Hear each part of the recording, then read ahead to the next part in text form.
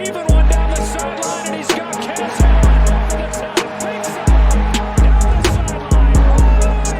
Touchdown. His signature move and his signature performance. Allen, big ball one more time. 58 yards this time. You're listening to the Bruin Bible. This is your host, Will Decker, bringing you UCLA football content all throughout the year for LA Football Network. What is up, and welcome to the latest edition of the LA Football Show on ESPN Radio 1090. It's Friday, man. Things are going swell. We got the weekend ahead of us. Lot to look forward to, and a lot to look forward to talking about UCLA football with my main man, the madman in the house. First and foremost, madman, how are you doing on this wonderful Friday talking UCLA spring football, my guy? Oh, well, it's Friday. We're on the Bruin Bible. We're on ESPN. We're with my guy, Will the Thrill Decker. I mean, life can't get any better, Will. Can't wait. It's been such a fun first couple of weeks of spring. A few more great weeks to come, and can't wait to break it down with you here as always. Yeah, man. We are about, 5 practices in at this point, and we're going to break down the top 5 players that have stood out through 5 practices in action. It's going to be a lot of fun. But first, we got to get to our sponsors. Sponsor number 1, our guy, Tony Gonzalez at Bell to Bell Fitness. If you want to learn boxing, if you want to be a part of a boxing type of regime to get in shape, Bell to Bell Fitness is the best place to do it. He uses his FIT acronym to get you in shape, have fun, and learn all the ins and outs of boxing to become kind of a precision workout master. So check it out, Bell to Bell Fitness. If you use the term, hey, we came in here from the Bruin Bible, you are going to get essentially a free class out of this. So go to Bell to Bell Fitness on the west side of Los Angeles. Tell them you were sent here from the Bruin Bible, and you're going to get a free class. And then my guy Shea Tor. Shea Tor is he's a real estate agent within the Arizona area. He's a lifelong Bruin. He spends a lot of his free time traveling to UCLA football games. He's got season tickets. He is the best person to come to if you know of somebody that wants to move to Arizona, or you yourself are looking to get a house of your own in the desert. Shea Tor is your guy. Make sure to hit up Shea Tor at SheaTor.com. So we'll check it out from there. Madman, top 5 players within spring football. A lot of great stuff going on here. Talk to me, man. What is going on with your evaluations, and who do you think is the number 1 player when it comes to the spring football period, my guy? Well, we'll do a little drama with this. I think we'll start with 5 and go to 1. And as we do, give our audience a little bit of suspense and some drama. I mean, I am Indian after all, need a little drama, a little masala, So, Will, I'm going to start with the curveball, okay? At number 5, it's not a player. I'm going to go with kind of top 5 figure in spring practice. Number 5 is Eric Bieniemy, Will. And I think just in terms of how he has established a culture of discipline, urgency, there's an electricity to practice that is very different. No question about it. Deshaun Foster is the head coach of this team, but it feels, Will, like Eric Bieniemy is the head coach of this spring period. I mean, it's total command of this team. He has disciplined guys, for how they're playing on the field, kind of tactically, how they're hustling off the field. He's disciplined coaches. He's disciplined starters, backups. He has really established kind of that NFL mindset to this team. I think in years past under Chip, it was, we'll call it kind of a more relaxed setting. We were more intrigued about the pace of practice and the various exercises and the tactics of how practice would break down. But the overall tenor of practice was pretty relaxed. It was kind of nonchalant. Here, that's been dialed up considerably. And 5 practices in, Will, you just feel a different sense of urgency and professionalism. So I'm going to start with EB in a bit of a curveball. No, I love it, man. EB, if you've been to the practices, it's impossible not to, see this guy out there doing his job, and he's doing it well. He is getting on the back of some of these players, but with the credibility he has, man, he was a huge part of the Chiefs' success in developing Patrick Mahomes. This guy has hands-on experience developing the likes of a Tyreek Hill and a Travis Kelce. And we've all seen the videos of him kind of getting on Adrian Peterson in his first rookie camp. So we're talking about not just good players, but like Hall of Famers and best of at their position. So with credibility comes with that. And Eric Bieniemy, Yes, he's hard on the guys, but he also wants to get the best out of these players. And it's showing early, man. He demands excellence from these guys, and the practices have gone a lot smoother since he has started doing this, just to kind of have that fear factor there, but also coach them up in the right way. And, we've heard all the, post-practice quotes from EB, and boy, I mean, he's glowing about some of these guys. He may not always show it on the practice field, but, hearing those quotes as a player, you're probably like, oh, he does actually love me. He wants me to succeed. He's just getting on me because he cares about me. And that's what I've seen from EB. So I think if you've been to the practices, there's no doubt we couldn't have gone through this segment without mentioning EB. So that is a great place to start. Number 4, and I was at practice this morning again. This is a guy that you and I, we had our morning coffee, first practice of spring. We're kind of sitting by the parking lot, and we saw, a huge wide receiver addition kind of go through his drills and his motions. Guy is built like he's got like horse's legs, dude. That's how I describe him, because they are so freaking strong out there. And he's so quick. He's got a weird slippery element to him at that size. And the guy I'm referring to is Rico Flores. He has consistently made catch after catch in these 7-on-7 and 11-on-11 drills. This guy is a Notre Dame transfer, was making double-digit catches for them last year. And let's not forget, this guy had offers from Georgia, Ohio State, some of the big-name schools around the country. So Rico Flores is a player to me that has really stood out and impressed. You could also go with so many different receivers from this group. I think that might be our most loaded position group from top to bottom. Talk to me a little bit about what you've seen from Rico Flores, because I've come away very impressed. I know you weren't at practice today, but he made 3 or 4 great catches with Sturdivant out, where it makes me think that him and Titus are going to be fighting for that number 3 spot within the wide receiver room. Talk to me about Rico, because I know he was one of your breakout players, and he's looked all the parts of that. Yeah, Will, this is kind of my guy this year, given, when he came in, it just felt like this was going to be a breakout performance. Rico Flores, Will, is every bit the part, like you mentioned. I mean, physically, when you talk about his twitch, his quickness, it sort of belies his frame. His frame is so tough. He's sort of lower to the body, wide in the hips. I mean, his calves are like tree trunks. I mean, he's built just so strongly from the top down. He reminds me a lot of a Calvin Ridley, Will, as we talked about, in terms of just kind of professional route runner, a guy who just knows how to get open, whether it's with raw speed, whether it's with quickness, whether it's with strength and just finding creases in zone coverages and other types of schemes. You can put him out wide. You can put him in the slot.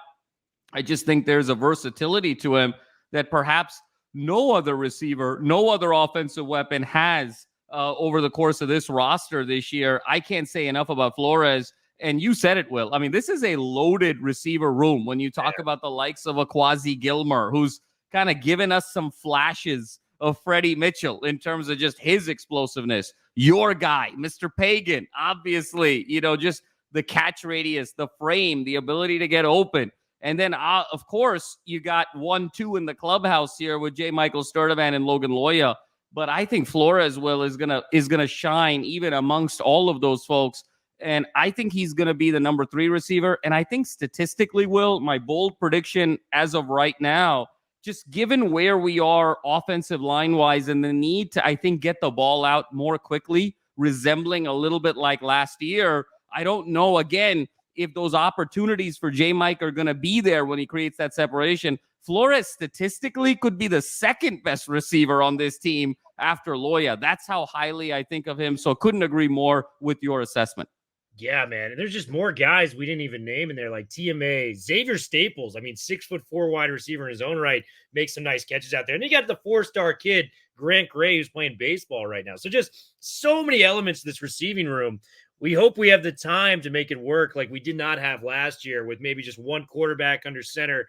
And that guy's been impressive, man, Ethan Garber. So he may be a guy on this list a little later. But number 3 for you, Madman, who do you got and why on the most impressive players in spring football practice so far? Thriller, I'm going to throw another curveball here at number 3, just to sort of spice some things up. It's the big kid, okay? It's Luke Duncan. I mean, to me, it's when you look at Luke Duncan, you're talking about coffee. And first of all, there is no greater joy in life for me, okay, in terms of just real life, than having our coffee, you and me just sort of leaning over side by side, cracking jokes, having a great time, watching our Bruins. I'll tell you, Will 10 years from now, 30 years from now, that's what I'm going to remember about, our show, our network. I mean, this has been some priceless time these last few years. So I have to say that to our fans, just how much joy I get in real life, just spending time with you in that way. And, when we were sort of having our coffee there, Will, we saw Luke Duncan. We're like, holy cow. I mean, this guy is out of central. If NFL had central casting for a quarterback, it'd be Luke Duncan. I mean, He just jumps off the page at 6'6". Just the mechanics are all there. There's sort of a poise there. Now he's raw. He doesn't quite know the offense. He's got to get used to the speed of college football. He's got to kind of get used to his own body and be comfortable in his own skin. But let me tell you something, Will. All the tools are there, okay, in terms of arm strength, in terms of mechanics, in terms of footwork, in terms of ball placement. And I believe there's going to be a serious competition here for QB2 with him and Justin Martin now that Collin Schlee has transferred. And I know Martin has also had some terrific moments these first 5 practices, had some dimes, down the field. So I think number 3 here is whoever's going to win this battle at QB2, but Luke Duncan has sort of jumped off the page for me as someone I wasn't expecting to compete for QB2 this quickly. He's very much in the thick of things, and I think his ability to absorb a college offense and kind of the complexity of what Eric Bieniemy wants to do, I think is going to get him really nipping at Justin Martin's heels. I completely agree, man. I've been blown away by what we've seen from the young kid Luke Duncan because we didn't get to see that in the last spring period. He was an early enrollee. He broke his shoulder of some sort, so he wasn't able to compete last year in some of the spring drills. And the word that just comes to mind with Duncan is advanced. He's so advanced already. I mean, I think a lot of people will compare his body type to Wilton Spate when Wilton Spate transferred in from Michigan for UCLA fans. But the zip Duncan already has on his football, and you're banking on him getting bigger, stronger, and faster as he's 19 years old right now, is kind of breathtaking if I'm being honest with you. He's reading the defenses very well. He made a couple mistakes today, but we were doing red zone drills. We're doing 7-on-7. He actually made probably more plays that went right than wrong for a young kid that's really kind of getting his first taste of, spring football at UCLA. And boy, the pieces are there. You can see the potential with Luke Duncan. You kind of just think in your mind, man, this is maybe the next guy up if something does happen to Garbers, who we love Garbers. We think he's been outstanding. He is QB1, no questions asked, this year. But he also has had some health concerns, where he went and got the job last year, came back out, how we had to throw Dante Moore back in at Arizona. There's been certain issues there. You know what I mean? So if you have a QB2, it's always great to have a good backup in that situation. And Luke Duncan is checking the boxes on that, dude. Like, I am fired up on what I see from our guy LD out there. So Luke Duncan killing the game, 6'6". Give this guy another offseason. And man, I mean, he might just take flight, in the sophomore year. So Duncan is a very, very promising name. So the 3 people we have so far, Bieniemy, we have Rico Flores, and we have our guy Luke Duncan. Number 2, I'm going to go with the defensive guy. I'm going to take the first defensive guy off the board. And this is a player we've raved about on the show. And I watched a play today where Jay Toia, and I think he has a real shot at being an all Big Ten player. I think he is that impactful on the interior of the line. I'm going to make this comparison because last year, there was a lot of question marks around the offensive line, but we knew what we had in Duke Clemens. He was the centerpiece of the offensive line. We knew we had an all-conference type of player with that. And ironically, on the other opposite side, the defensive front, Toia is kind of that guy for us, right? Where the options out there, Grant Buckey's starting to look good. That's a great option to have, but we haven't seen the consistency where he's consistently working with the ones. A Champ Young, we're kind of waiting in the wings what happens there. I like Keanu Williams, but, it's his second year starting. He kind of didn't make a ton of plays last year, even though I like the potential and what's there. Jay Toia is kind of the guy where I look at, I go, he's going to have a monster year. And poor Sam Yoon today in practice. I mean, he just got absolutely mauled over by the veteran defensive tackle, Jay Toia, former USC player, transferred to UCLA a couple years back. And man, all the pieces are there because in this Big Ten conference, you got to be bigger. It's just trench work, man. It's kind of like speed and space is more Pac-12, whereas like the fundamentals, dominating the line of scrimmage is more so the Big Ten's nature. I mean, if you look at the Michigan team from last year and some of these other teams that compete in the Big Ten, Jay Toye is going to be a huge part of us trying to get out there, and he's looked all of the parts in spring. Talk to me about Toye, because I'm such a huge fan of what this kid's bringing to the table. Oh, Will, I just love the pick. And, you talked about kind of pace and speed and space being Pac-12.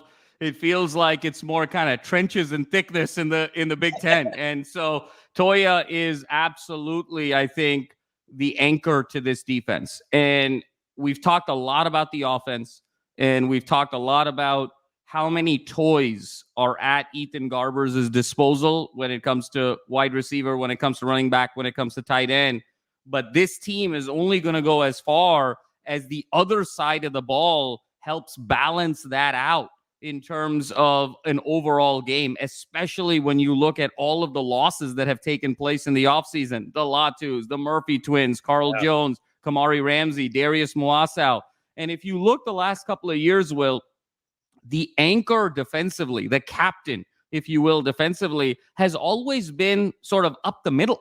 But it's just been up the middle in a different position group. When you think about Darius Moasau kind of being that inside backer, really calling out the defense, making sure guys were in the right play. The year before, a Blaylock in the safety position, really playing that center field, making sure guys in the secondary were there. This year, it feels like, to your point, Will, it's that interior lineman up front is going to be that centerpiece, that anchor to not just play great and clog up the middle, but also take on that leadership role. And Toye, the experience in big games, his ability, and he hasn't been able to put a full season just yet together with some nicks and some injuries here and there. I think he's prized for a massive breakout to not only just fill the void from a leadership standpoint, but just productivity, because what's around him are some really good pieces. You talked about Buckey. You talked about Keanu Williams. We're waiting on Collin Zetchiempong. We're waiting on some other pieces.